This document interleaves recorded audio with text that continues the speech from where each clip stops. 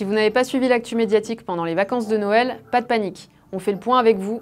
C'est parti pour le récap de la rentrée 2024. Combien de tonnes de bombes ont été déversées à Gaza? Loris Guémard vous montre que les chiffres disponibles à ce sujet sont faux.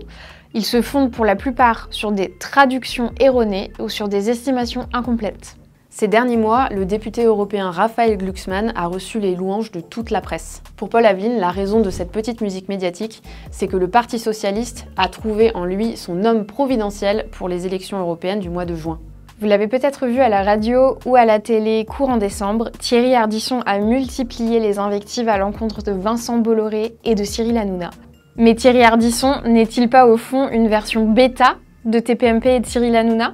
N'est-ce pas lui qui a donné naissance à la télé du clash? On revient sur ses méthodes et son lien avec ceux qu'il critique dans une longue analyse. Le magazine Fisheye, spécialisé dans la photographie, a supprimé en catastrophe, la veille du bouclage, 2 pages de son dernier numéro. Un texte pourtant très lisse, selon son auteur, qui portait sur l'invisibilité des images de Gaza dans les médias occidentaux. Auprès de Loris Guémard, le directeur de la publication a démenti avoir censuré cet article qu'il trouvait trop à charge contre Israël. Et bien sûr, l'émission ne pouvait pas passer à côté de l'une des plus grosses actualités de décembre, la loi immigration. Vous avez peut-être vu les témoignages de Claire Géronimi à la télé, cette femme violée par un homme sous obligation de quitter le territoire français.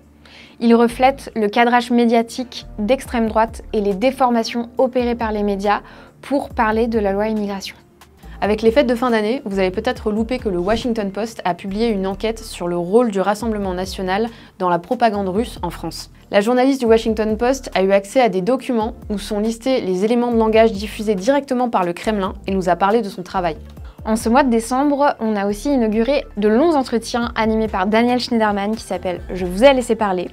Pour le premier épisode, Daniel a interviewé Zina Belrazoui. Elle nous explique ce qui l'a poussée à s'engager pour la cause pro-palestinienne.